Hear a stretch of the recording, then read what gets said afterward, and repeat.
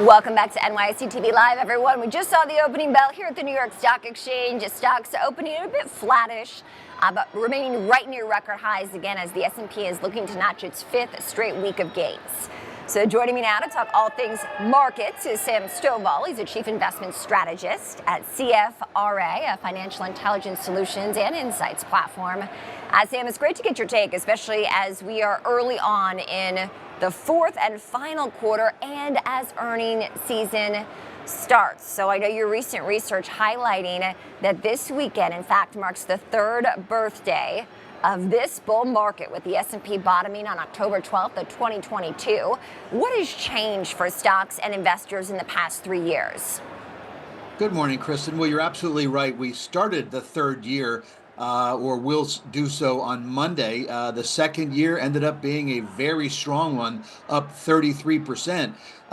What makes me sort of wonder what's going to happen in the third year. Will it be similar to history in that we have a pretty challenging third year of a bull market, mainly because prices have advanced so much.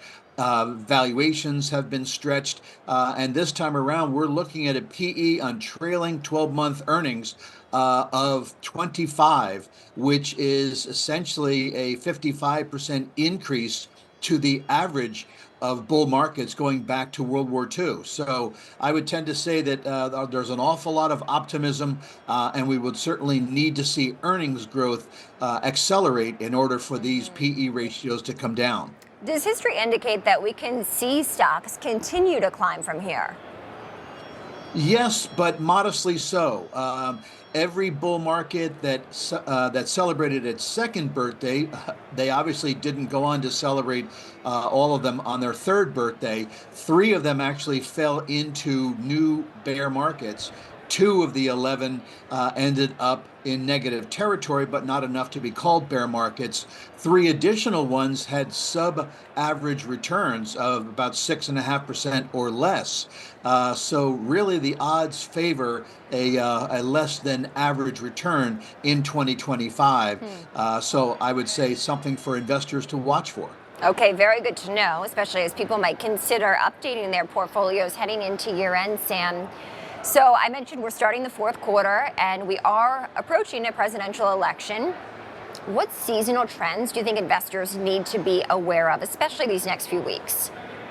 Well, the October is one of the 2 worst months in succession in an election year. September and October are the 2 negative months.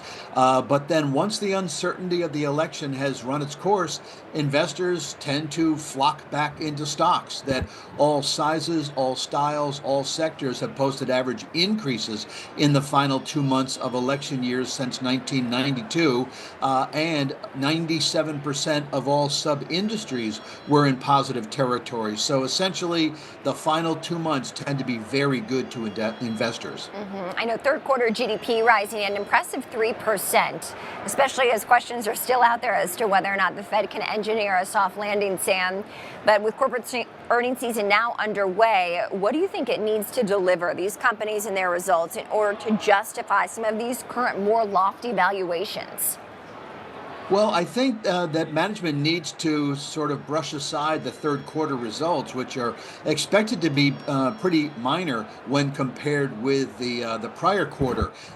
When we started the reporting period for the second quarter, expectations were for an 8% growth, and we ended up with 13%.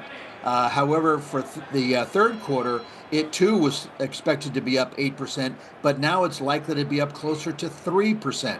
So maybe the old adage that rarely do you injure yourself falling out of a basement window will apply, but I think we have to get more favorable comps and more favorable guidance for Q4 and into 2025, I think, to make investors feel better. We've had several inflation reports this week, including the producer price index this morning. Does that change your view on rate cuts at all?